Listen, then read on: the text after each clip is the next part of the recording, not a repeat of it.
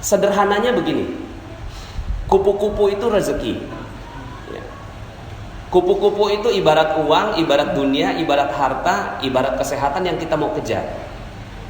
Cara nyari rezekinya gimana caranya? Karena itu kupu-kupu, maka yang kita lakukan adalah kita ambil jaring, kemudian kita tangkap itu kupu-kupu.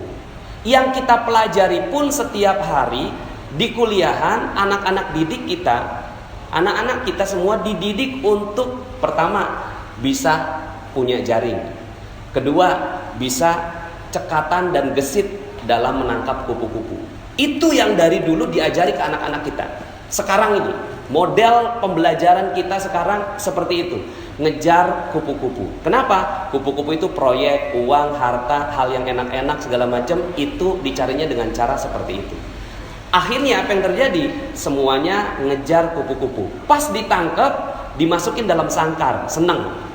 Kemudian besoknya lebih terampil lagi. Karena udah terampil, akhirnya bukan satu jaring, 2 jaring diambil, masuk 4 kupu-kupu masuk dalam sangkar.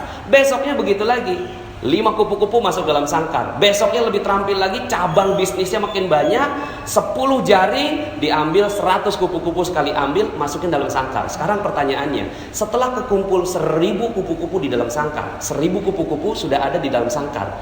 Lalu kemudian kita ingin bermain dengan satu kupu-kupu.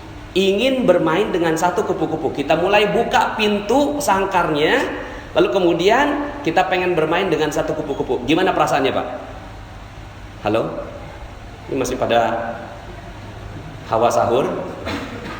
Terkumpul 1000 kupu-kupu di dalam sangkar, lalu kemudian kita pengen buka pintunya. Pas dibuka pintunya, ya keluar semua. Perasaan apa yang ada pada saat itu? Perasaannya, apa perasaannya? Galau, khawatir, cemas, takut, gelisah. Itulah dunia. Itulah dunia. Kita selama ini, anak-anak kita, belajar yang tinggi. Buat apa, Pak? Buat supaya kamu dapat nilai tinggi. Terus, supaya kamu bisa kerja. Terus, supaya kamu bisa nikah. Terus, semuanya diajarinnya untuk apa? Untuk bisa ngambil kupu-kupu. Tapi, anak kita bingung. Bahagianya di mana? Pas mau dinikmati, kemudian dia mulai buka pintunya, kok saya nggak bahagia? Maka, kalau mau bermain dengan kupu-kupu, kenapa tidak bangun taman? Kalau mau dapetin kupu-kupu dan bermain dengan kupu-kupu, kenapa tidak bangun taman? Cuma caranya berbeda, alatnya juga berbeda. Yang satu ke atas, yang satu ke bawah. Dia mulai cangkul, pelan-pelan, masukin benih, dijagain, disiramin, dipupukin, lalu kemudian tangkainya mulai muncul, lalu kemudian daunnya muncul, bunganya muncul. Pas bunganya muncul, kebahagiaan terus berlipat. Ketika kupu-kupu itu datang, kupu-kupu udah pasti datang kalau ada bunga. Udah sunatullah. Kalau udah ada bunganya, itu kupu-kupu pasti datang. Sekarang pertanyaan saya, ketika ada satu kupu-kupu dan kita bermain dengan kupu-kupu itu, ada gak perasaan yang tadi? Ada? Resah, galau, gelisah, cemas, ada? Halo? Udah gak ada ya? Begitu yang harusnya dilakukan untuk mencari rezeki.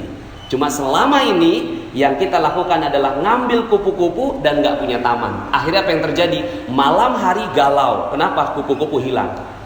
Dicuri, hilang. Hilang handphone, galau. Diputus pacar, besok bunuh diri. Anak-anak kita sekarang, jangan sembarangan Bapak Ibu. Mungkin zaman-zaman kita, ini saya mulai memahami psikologi anak-anak kita sekarang. Mereka hilang loh Pak. Hilang mereka, kebahagiaan hilang. Mereka berpikir bahwa kebahagiaan itu bisa didapat di gadget, di dub smash. Tahu dub smash? Instagram, ya. Itu mereka mulai dapatkan kebahagiaan di situ. Itu semua. Maka hati-hati, anak-anak sekarang itu mulai hilang tamannya. Mereka nggak punya taman, yang mereka kejar adalah kupu-kupu. Ketika mereka kejar, kupu-kupunya hilang, malam datang, kupu-kupu hilang. Anak-anak sekarang nggak ada yang kuat nahan cobaan Pak. Nahan ujian, nahan musibah. Anak-anak sekarang itu galaunya luar biasa. Maka hati-hati, mungkin dulu kita masih ada sedikit sisa-sisa taman. Tapi sekarang anak-anak sekarang kita mulai harus merubah gaya kita. Makanya sekarang semua pada kebingungan. Coba Bapak Ibu perhatikan, lulusannya kimia, tapi malah kerjaannya lain. lulusannya arsitek tapi kerjaan yang lain. Pernah ada yang perhatiin itu? Berapa banyak orang yang kerjaannya sekolahnya A, pekerjaannya A? Sedikit sekali. Di Amerika datanya hanya 4%. Itu di Amerika yang link and match-nya bagus. Tapi di Indonesia, Masya Allah. Maka cara nyari rezeki sederhana. Gimana cara nyari rezeki? Bangun taman. Ini yang selama ini kita tinggalkan. Kita nggak punya taman. Akhirnya apa? Galau, gelisah, khawatir, cemas. Kita nggak punya taman. Yang kita cari kupu-kupu. Seneng banget tuh, ada orderan, ada project, ada harta, apa segala macam datang. Tapi kita mau beli sesuatu, beli mobil aja. Pas mau beli mobil, sebelum tuh mobil masuk, kita bikin sangkarnya dulu. Kenapa? Karena takut kalau kupu-kupunya hilang. Tuh. Nah, terus gimana dong? Ya udah, sekarang ganti fokus. Kalau kemarin tadi kan semalam kan saya bilang utang tuh lunas, ya kan? Karena memang kalau kita masih ada hawanya hawa utang, itu rezeki nggak akan pernah datang. Hawanya hawa utang, rezeki nggak bisa datang. Ya. Tapi kalau hawanya utang udah lunas, insya Allah gampang banget tuh datang. Nah itu salah satu tamannya rezeki. Nah untuk memupuk itu ada 3 hal. Ya, ini tadi saya dipesenin Ustadz kultum aja, bener-bener kultum, kuliah 7 menit. Ya udah, saya cuma kasih kisi-kisinya. Fokuslah pada 3 hal ini. Fokuslah pada 3 hal. Pertama, pikiran yang positif. Pikiran yang positif bahwa segala sesuatu bagus, segala sesuatu indah, husnudzon billah. Ini adalah taman yang paling indah. Taman yang paling indah adalah husnudzon billah. Husnudzon billah itu apa? Pokoknya semuanya positif dah. Masuk rumah sakit positif, ya kan? Bangkrut positif, ya. Jalanan kemarin macet apa penuh? Nah, penuh. Udah nggak ada jalanan macet di Jakarta ya. Nah, ini namanya positive thinking. Ajarin anak-anak kita ini tentang husnudzon billah. Kalau anak-anak kita berhasil mendapatkan ini, maka ini adalah sebuah kebahagiaan yang luar biasa. Yang perlu dicari ini positive thinking. Positive thinking. Yang kedua, ketenangan jiwa. Ini yang perlu dikejar. Ketenangan jiwa ini namanya positive feeling. Kalau bahasanya kan positive thinking, positive feeling. Rasa itu harus tenang, cool, damai, enak, setenang samudra. Nggak boleh ada perasaan deg-degan. Deg-degan sedikit itu langsung hilang seluruh rezeki. Jadi misalnya nih, kita punya utang, katakanlah masih punya utang ya, orang sana ya. Kalau di sini kan udah nggak ada yang punya utang ya. Orang sana masih ada utang. Terus kemudian gitu ya, ketemu sama debt kolektornya. Udah 1 bulan selalu menghindar sama debt kolektor. Pas banget saat itu dia lagi ngantri makanan di mall, pas balik debt kolektornya ada di belakang. Kira-kira bagaimana jantungnya? Ya, mau copot katanya. Deg-degan, berdebar. Berdebar adalah ciri rezeki hilang. Berdebar, jantung berdebar itu ciri bahwa kita tidak punya rezeki lagi. Tamannya hilang. Maka apa yang harus dilakukan? Yang harus dilakukan mendidik jiwa supaya tenang dalam segala kondisi. Bisa nggak kita seperti itu? Nah kalau bisa seperti itu, itulah harta kekayaan terbesar. Cuma gimana cara ngedidiknya ini? Ya, ini panjang banget ini penjelasannya. Tapi misalnya begini Pak, ya. Kejadian ada yang konsultasi sama saya, anaknya meninggal dunia. Suaminya mundurin mobil, anak umur 1 tahun dilindes. Ya, sama sang ayah.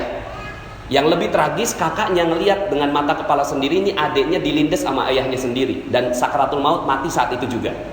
Sang istri keluar lagi masak, pas ngeliat gitu kan, menggelepar-gelepar gitu, digedor-gedor pintu jendelanya, terus kemudian turun sang ayah, berempat ngeliat dengan mata kepala sendiri tuh anak meninggal dunia dengan hancur badannya. Sekarang pertanyaan saya, bisa nggak saat itu jantungnya tidak berdebar? Alhamdulillah. Itu yang harus dikejar. Kalau itu bisa, alhamdulillah nih ibu, alhamdulillah dia mau ngikut saya ajarin pelan-pelan sampai akhirnya tuh ibu mengatakan, siap Ustadz, alhamdulillah, terima kasih. Udah, selesai. Dan ternyata itu adalah kunci rezeki buat sang ibu. Lah kita berapa banyak kita melakukan kesalahan rezeki. Kita deg-degan. Tanggal 25 gaji udah mulai habis, order belum nyampe, gimana perasaannya? Ya. Terus kemudian dagangan belum laku, gimana perasaannya? Padahal itu semua rezeki akan hilang. Nah, kejar nih ini. Cuma memang ya, nah ini memang perlu banyak sekali kajian tentang positive healing. Cuma bocorannya adalah positive healing hanya bisa didapatkan dengan ibadah. Positive feeling hanya bisa didapatkan dengan ibadah. Kalau positive thinking masih bisa sendiri. Positive thinking nih, bagus itu, oke, alhamdulillah, gitu ya, masih bisa. Tapi kalau positive feeling udah nggak bisa lagi dengan upaya sendiri, dia harus butuh bantuan Allah Subhanahu Wa Taala. Maka di titik itulah ibadah berkumpul seperti ini mahal harganya. Ini kumpul begini Pak, ini mahal sekali. Kalau orang tahu betul yang namanya rezeki, oh itu dikejar yang kayak gini. Ada orang kumpulan apa? Duduk tenang, damai. Kenapa? Ada malaikat di sini. Malaikat itulah yang bikin ketenangan hati. Makanya Allah katakan, ala bidzikrillahi tatmainnul qulub. Ingatlah hanya dengan mengingat Allah maka hati bisa positive feeling. Nah. Cuma selama ini ya kita nggak kejar ini, coba sekarang kejar. Aduh, yang saya mau kejar adalah positive feeling, ketenangan jiwa. Karena itulah kekayaan sebenarnya.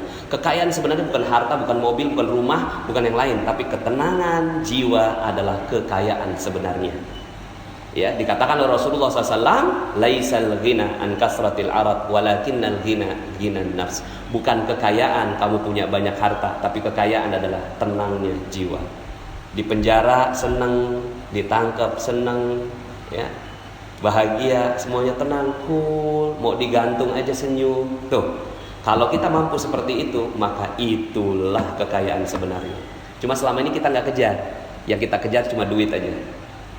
Di mana ngejarnya? Lailatul Qadar adalah malam kemuliaan, tempat di mana Allah turunkan ketenangan jiwa. Kalau itu didapat, tenang sekali. Nah yang ketiga lebih dalam. Ini aja udah bagus, masya Allah. Positive thinking, positive feeling. Yang terakhir positive motivation. Positive motivation, motivasinya semua positif, semuanya positif. Ya, bahwa motivasinya bukan untuk mencari uang, motivasinya untuk membahagiakan orang lain. Nah ini panjang sekali kajiannya. Ya, mudah-mudahan dalam kesempatan yang lain. Ini pokoknya cirinya 3 aja. Kejar ini. Nggak penting tuh jurusan, nggak penting tuh kuliah, nggak penting tuh sekolah. Bener, nggak penting. Kalau sekolah nggak ngajarin 3 hal ini, berarti sekolah itu nggak penting. Makanya sekarang ini muncul adanya gerakan anti sekolah. Kenapa? Karena di sekolahan anak-anak berantem juga, ya. Tapi bukan berarti bahwa saya anti sekolah, tidak. Kalau di sekolahan ini mengajarkan 3 hal ini, maka sekolah itu perlu dikejar. Tapi kalau sekolahan ini nggak ada yang kayak gini, nggak ada 3 hal ini, yang diajarin cuma matematik, fisika, kimia, biologi, arsitektur, ya, kemudian astronomi, itu dia berarti ngajarin kupu-kupu. Tapi kalau dia ngajarin taman, dia ngajarin 3 hal ini, sehingga anak ada apapun dia senang, bahagia. Anak ada apapun dia tenang. Ada azan, dia langsung lari ngejar tuh azan. Kenapa? Di situ ada ketenangan jiwaku, Pak. Di situ ada ketenangan jiwaku, Mah. Maka aku akan kejar itu. Kalau ada sekolah yang ngajarin kayak gini, kejar itu sekolah. Karena itulah sebenar-benarnya kekayaan. Demikian, mohon maaf atas segala kekurangan. Kita balik semuanya logika rezeki kita supaya kita betul-betul dapetin rezeki yang insya Allah barokah. Terima kasih. Subhanakallahumma bihamdika asyhadu an la ilaha illa anta astaghfiruka wa atubu ilaik. Assalamualaikum warahmatullahi wabarakatuh.